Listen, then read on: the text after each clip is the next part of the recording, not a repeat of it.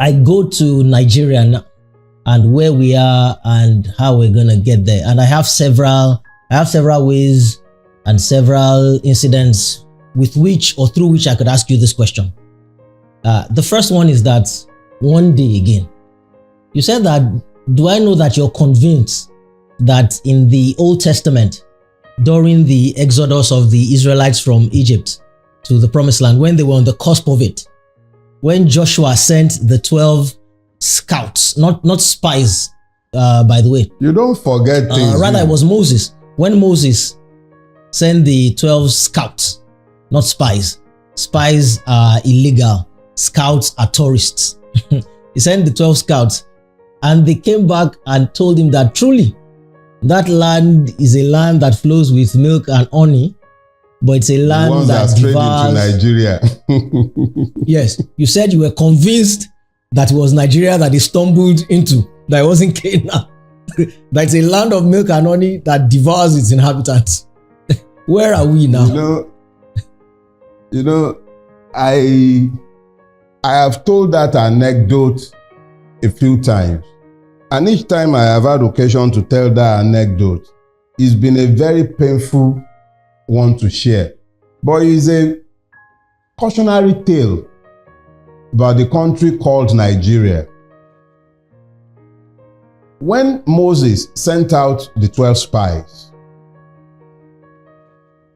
the ones that came back and said, oh, it's a land flowing with milk and honey, but that they found the descendants of Anak. It was the descendants of Anak in the land, and that next to them they were as grasshoppers.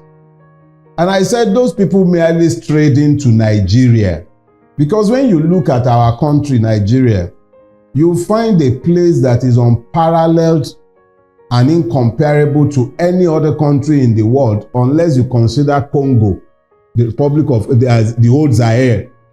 Nigeria is blessed with human and material resources, incomparable. We have oil, we have gold, we have everything that should appertain to good life. The Nigerian has no business whatsoever with poverty. But look around us. Nigerians are living in multi-dimensional poverty. And the ruiners of the country, they are living like pashas. They are living the lives of kings and princes. But the people themselves are deliberately impoverished. So it is not out of place to compare Nigeria to that place that was described as consuming its inhabitants, because Nigeria is cannibalistic in the extreme. In recent days, you've heard the story of Okwama, where the soldiers were murdered by a few, and where the soldiers went back with reprisal attacks and leveled almost an entire community, killing indiscriminately. Lekki Toll Gate and the massacre that took place there in October 2020 is another good example of what we have become as a people. Earlier in the year, we were talking about Bokos in Plateau State, where people were killed on Christmas Day like flies. Nigeria is the only place where you find the government talking about repentant terrorists and absorbing them into the army. Nigeria is the only place that will be as rich as it is, and you see people desperately scooping hot food off boiling cauldrons, packing rice with sand. This is the country where the rulers were hiding palliatives meant for people during COVID. Everything about Nigeria is suggestive of the country that the spies entered, where it consumes, it devours. Those are the words. It devours. It's a land that devours its inhabitants. It is instructive that it is this same country that could not find 5 billion for the student loan scheme, that they are busy buying a 160 million naira Jeep. They are praying billions into private accounts. You have people who should be in jail, rotting in prison cells, presiding over the affairs of the country. And you think that it is not succinct that we describe such a country as a place that devours its inhabitants. The Nigerian is busy crossing the Mediterranean Sea after surviving the Sahara and the slave markets of Libya. What are they fleeing from? Because that's not migration. That's fleeing. They are fleeing what has become a functional war zone. How did we get to this point? In my youth, you could go to England without collecting visa. They will stamp your visa at the gate. It's right there at immigration control that they will give you they will stamp your visa to enter. This is the same country today where you require millions to buy ticket and you need to queue. You see our people queuing in the rain and in the sun to get visas to go out. Cephas, West African Cephas, the Togolese currency has more weight than our naira today. How did we get here? So it is, and if you remember this analogy that you are raising from this is an anecdote that goes back over 10 years. It wasn't this bad then, and it's going to get much worse. So it's unfortunate that we are where we are, but this is where we are. And there is nothing about where we are that is suggestive of any immediate turnaround anytime soon. I hate to be the bearer of bad news, but I am merely speaking to what I see. There is nothing about our country to encourage hope or offer any worthy aspiration. Well, Bradley, as at 11, 12 years ago, you couldn't stand the man that you would call the Lion of Bodilon. I mean, you couldn't stand. I never called him the Lion of Bodilon. I called him the Alaafin of Bodilon. Okay. Never the Lion of Bodilon. Okay. A lion has to rule, and a lion has some nobility to it. This one has no nobility to him. Please. Okay. You're making my point exactly.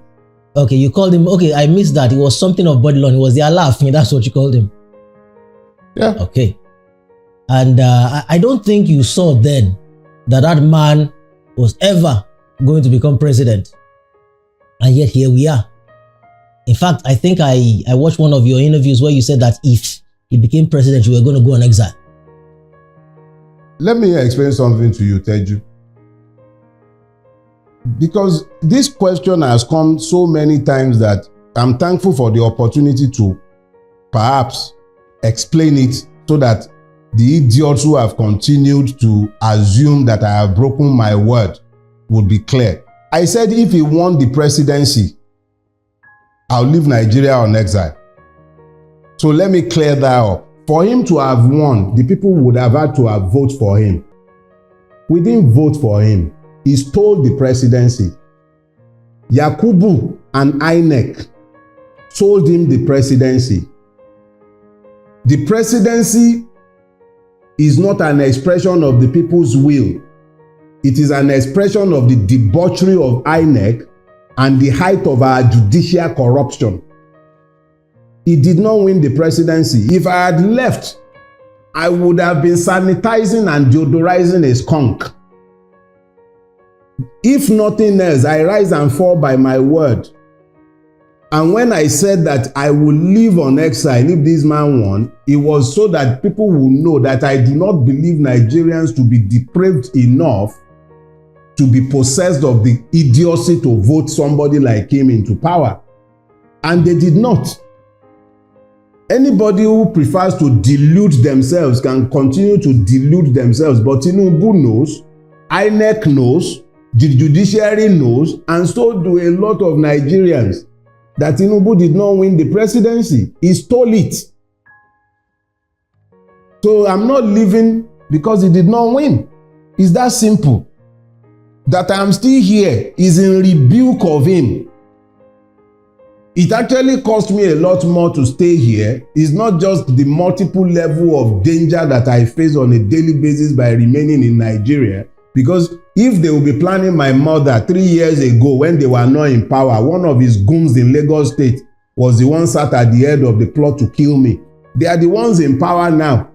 Ordinarily, I should run now. But I'm here. I am here because he did not win. He knows it, and every man and his dog in Lagos State knows it. He was beaten resoundingly in Lagos on the 25th of February. He couldn't even make 15% in Lagos.